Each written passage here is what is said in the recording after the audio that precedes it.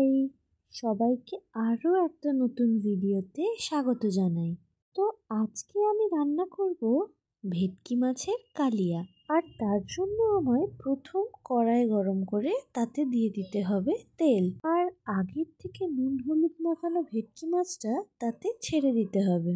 এক পাশটা ভাজা হয়ে গেছে, এরপর উল্টে দিতে হবে অপর পাশটা ভাজার জন্য। হয়ে গেছে আমার মাছ ভাজা। এরপর একটা অন্য পাত্রে সেটাকে তুলে রাখলাম। তারপর সেই তেলে কেটে রাখা কিছু আলু দিয়ে দিলাম ভাজার জন্য। তবে মাছের কালিয়ার সাথে আলু যায় না, কিন্তু আমরা 16 আনা বাঙালি, তো চাউমিনে আলু দিই, আর মাছের কালিয়াটাকে কেন ছাড়বো।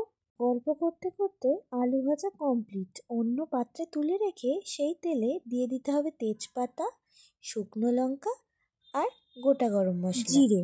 এরপর তাতে দিয়ে দিলাম টমেটো কুচি। এরপর এটা ভালো করে ভাজবো গলে যাওয়ার আগে পর্যন্ত। তারপর একটা মিক্সিং জারে একটা বড় পেঁয়াজ, কিছুটা আদা আর শুকনো লঙ্কা বেটে নিতে হবে। এখন সেই বাটা মশলাটাই আমি দিয়ে দিলাম তেলে। তারপর দিয়ে দেব হলুদ, ভালো করে সেটা মিক্স করে দিয়ে দেব জিরে গুঁড়ো।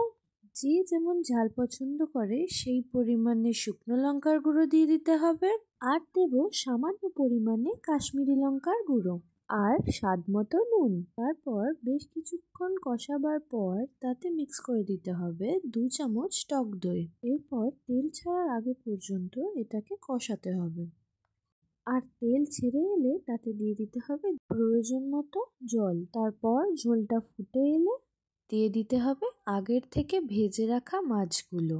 তারপর নুন মশলা সব মাছে ঢুকে গেলে তাতে মিক্স করে দিতে হবে গরম মশলা। তাহলেই রেডি টেস্টি টেস্টি ভেটকি মাছের কালিয়া। তাহলে দেখা হচ্ছে নেক্সট ভিডিওতে। ততক্ষণের জন্য bye, take care of yourself.